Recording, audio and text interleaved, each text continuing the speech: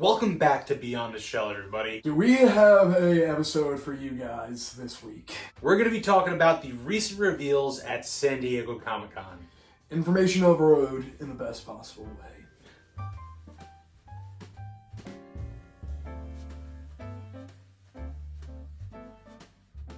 This year at San Diego Comic-Con 2025, there has been so many great Ninja Turtles reveals from so many different companies, and we're just going to dive into some highlights of some of the amazing stuff that we have to look forward to in the year. Let's stop this jibber jabber and get into some reveals here, baby. I purposely wore this hat because I figure we start off with the biggest one, and that being TMNT Godzilla. The TMNT Godzilla crossover was something that was totally unexpected for me and is absolutely my favorite reveal for the entire con so far. These figures are absolutely beautiful. We love kaijus, we love the turtles. Nothing better than to get an amazing mashup between the two universes in a Playmates line. We get Leo as Godzilla, Mikey as King Ghidorah, and then Raph as Rodan. And these figures are just such a vibe. Yeah, I don't think I would have ever guessed that we would see something like this. And then when I saw it, I shit my pants. I was like, holy crap. This has got to be one of the greatest crossovers with the Turtles, up there with the Universal Monsters, honestly. Like, it's Any it's of the unreal. crossovers, Drake. It's unreal. But the big question that I had asked Drake earlier was, there are only 3 turtles. Who do you think Donnie is going to be in this line, Drake? So I had a few thoughts. My first thought was, okay, Donnie's going to be Mothra. But then, what if Donnie's Mechagodzilla? But then maybe Mechagodzilla would be better fit for Metalhead? So, I don't know. And then I also had the thought, like, they could do so many more characters. They could do Slash with Gamera, or Casey with even something like Jet Jaguar or Ultraman. A Jet Jaguar Casey would be phenomenal. Personally, for me, I wouldn't mind seeing Donnie as maybe Anguirus or a little bit more of a deep cut one, King Caesar. But we'll see what's down the pipeline. I'm sure that these figures are going to be extremely popular, and they're going to flesh out this line a lot. Also, on top of that, we are getting a 4-issue miniseries coming out from IDW. So this image came out slightly after the recording, so it turns out that Donnie is Jet Jaguar.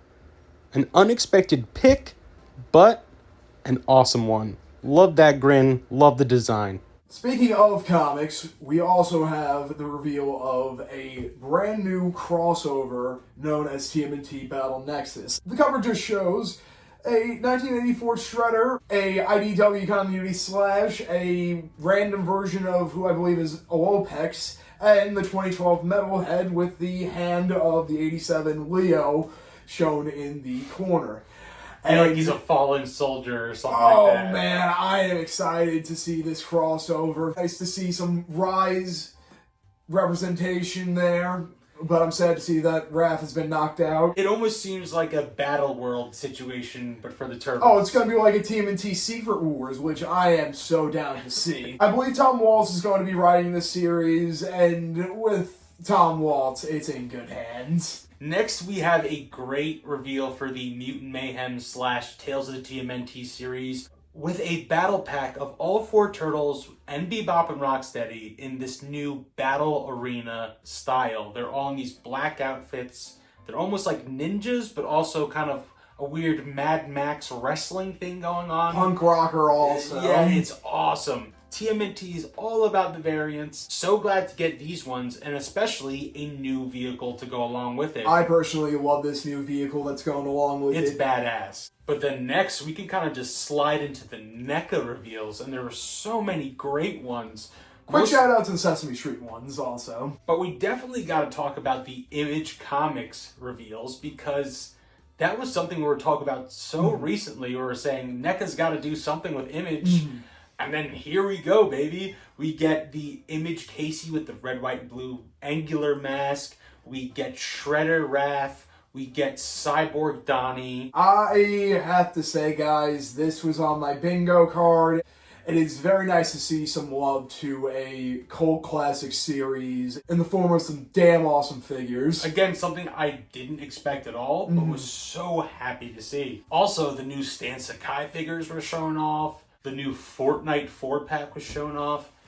Pretty cool. I love the designs, love the sculpt, but I don't know if I'm going to go for a 4-pack. Maybe if there were single figures, I would pick up maybe Leo. Eventually. Yeah, I think I'm probably going to get the 4-pack. It's nice, but there's so many great things to pick up as well. Like the new 2013 NECA figures, which are so beautiful. They were on full display at Comic-Con. I really wish I could just have that full display. Yeah, the whole cityscape was so cool because it had all the turtles, a bunch of foot ninjas, and then also the Shredder too. Also. Yeah, the billboard was amazing. A good hint towards probably more things to come. Then we got to see a bunch of little buddies of the turtles, even Ice Cream Kitty. Yeah, that was a great reveal. Everyone was excited for.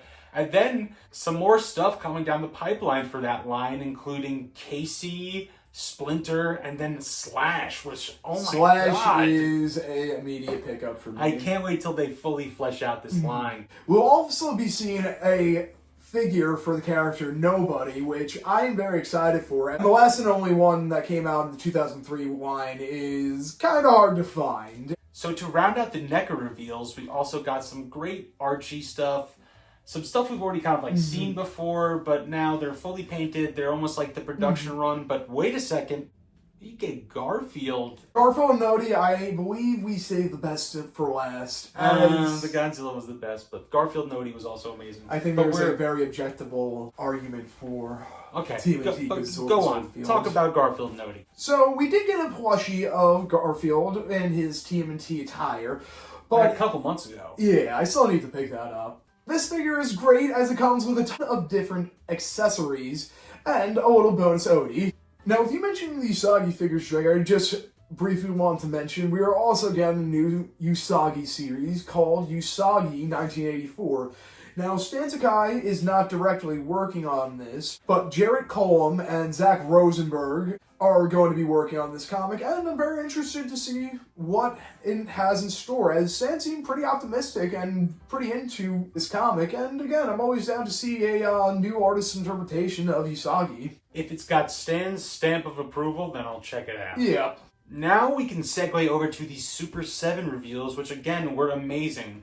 Just recently, the 03 line just kicked off, and now we're seeing that they're doing April, Raph with his motorcycle, and Hun.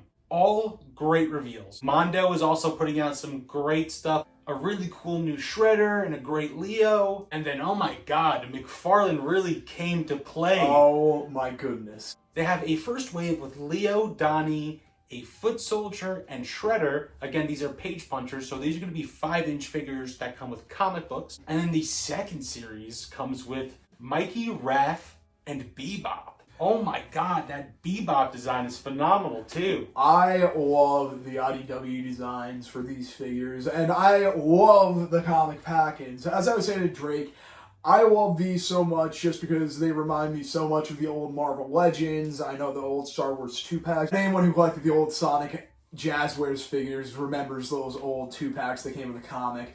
Gotta love comic pack-ins, guys, and I'm glad the IDW comics are getting some more exposure. We can only speculate on the figures to come out of this really awesome line that we can only hope the best for. And McFarlane has been doing page punchers for a while for DC, but with smaller figures. They've been branching out with a lot of different brands like G.I. Joe or Transformers, but it's really cool to see them break out into TMNT and not say, hey, we're just going to do a little dinky 2-inch figure. We're going to give you a nice 5-inch figure. Hopefully this can lead to the Godfather doing some more TMNT art. He'd only done the Flaming Carrot cover and a very nice piece for TMNT's 50th issue. Hopefully this definitely opens up a possible door to a maybe TMNT Spawn crossover. Just, again, one of many of mine and Drake's genius ideas. So that pretty much wraps it up for all the new reveals at San Diego Comic-Con 2025. We are seeing such amazing figures that are coming down the line and coming very soon. So excited. Turtles is everywhere. Every brand is doing it. TMNT fans are feasting well. On top of the fact we are getting a Shredder comic, a Casey comic, TMNT Volume 4 being reprinted, a new Tales of the TMNT comic book series coming out. We are just eating so well, guys. Within the next couple years, we're going to get so many amazing figures and comics. I cannot wait. Praying for Souls winter figures. I really hope we can see those someday. We'll see what New York Fingers Comic-Con crossed for has. NYCC. Yeah. Fingers crossed for NYCC. But thank you guys for tuning in. We hope that you're as excited as we are for these new figures. Such great reveals again. So many surprises. I can't wait for so many of these figures to come out and cover them on this channel because believe me, oh my god, some of these reveals, they need to be reviewed and talked about. They are such great deep cuts and awesome new reveals and one-of-a-kind figures that we can't wait to see. Have a good one, folks. And remember, like, subscribe, and always praise the mighty Jimmy. No, have a good one. Like, comment, subscribe. Subscribe. Praise the mighty Jimmy. Dancing is forbidden. You're a crackpot, buddy. I know I am, but what are you?